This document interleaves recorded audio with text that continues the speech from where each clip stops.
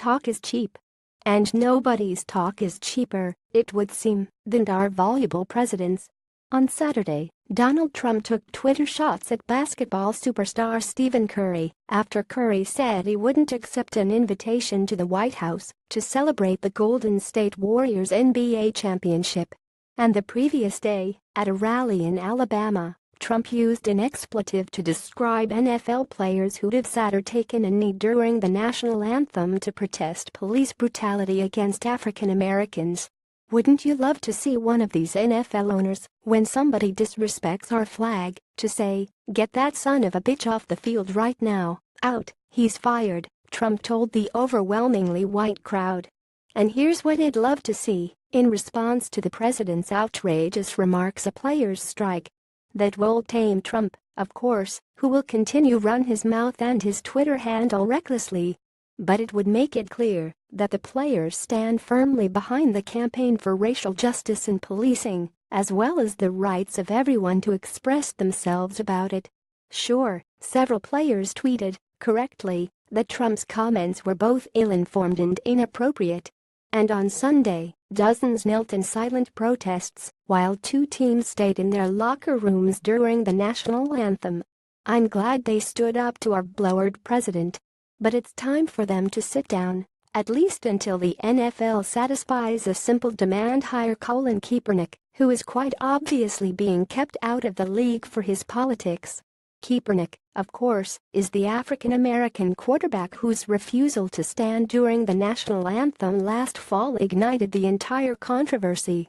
He opted out of his contract with the San Francisco 49ers in March, and no other team has seen fit to sign him since then. It's hard to see that as anything other than a penalty for Kaepernick's protests. We're talking about a super athletic pass-and-run guy who led his team to the Super Bowl in 2013. And even last year, playing for a woeful 49ers squad, Kaepernick managed to complete 59% of his passes and rush for almost 500 yards. The NFL's 32 teams carry at least two quarterbacks, and some of them have three. And if you think that Kaepernick isn't as good as the worst backup in the league, you haven't been watching very closely. He's arguably better than several starters too, including the Miami Dolphins' Jay Cutler and the Jets' Josh McCown. So long as Kaepernick remains out of work, however, Trump wins. Remember, the president wants the NFL to fire anyone who protests during the national anthem. For all practical purposes, the league has fired Kaepernick. And nothing short of a strike seems likely to change that. It's happened before. In 1965, black players boycotted the American Football League's All-Star Game in New Orleans to protest racial segregation in the city. When they got to the airport, they couldn't find cabs that would take them downtown. And in the French Quarter, restaurants and nightclubs wouldn't seat them either. The league was forced to move the game to Houston, which was more willing to accommodate the African American players. Someone had to take a stand and stop players from being treated as second-class citizens, one of them recalled. Back then, football players were required to hold their helmets in their left hands and salute the flag with the other one while the national anthem was playing.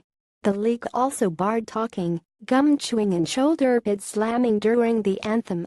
Players have a lot more freedom now, thanks to people like Kaepernick. And of course, they make tons more money. So it's time for them to put their money where their mouths are by taking a knee until Kaepernick comes back. Some fans have already done that, in their own way. Back in August, hundreds of protesters demonstrated outside NFL headquarters in New York in support of Kaepernick. And more than 175,000 people have signed a petition at change.org, pledging to boycott the NFL until someone signs him. Ironically, our Twitter happy president also called for his own NFL boycott, not to support national anthem protests, but to denounce them.